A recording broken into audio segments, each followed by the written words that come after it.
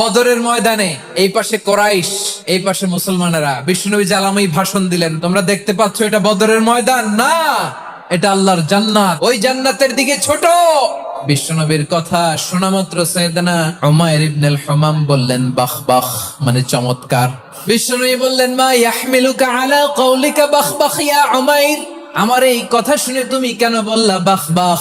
ইয়া রাসূলুল্লাহ, আপনার এই কথা শুনে আমি বড্ড খুশি হয়েছি, আর আমি প্রত্যাশা করছি আমি যদি ওই জান্নাতের মালিক হতে পারি তাহলে কতই না ভালো হতো। সুবহানাল্লাহ বলেন। বিষ্ণুনবী বললেন উমাইর আনতা মিন আহলিহা, তুমি ওই জান্নাতের অধিবাসী, তুমি জান্নাতি। উমাইর চিন্তা করলেন আমি জান্নাতি, নবীর মুখ দিয়ে যখন বেরোইছে ওই জান্নাতে তো আমার ঢুকতেই হবে, কিন্তু হাতে 3টা খেজুর খেয়ে যদি জিহাদের ময়দানে যাই তাহলে জান্নাতে যেতে তো দেরি হয়ে যাবে। এই চিন্তা আসা মাত্রই খেজুর 3টাকে তিনি ছুঁড়ে মারলেন, তলোয়ার বের করে আল্লাহু আকবার বলে বদরের ময়দানে ঝাঁপিয়ে পড়লেন। আল্লাহর শত্রুদেরকে কচুকাটা করে এক পর্যায়ে শাহাদাতের সুধা পেয়ে নিজেও জান্নাতি হয়ে গেলেন। পড়েন সুবহানাল্লাহ।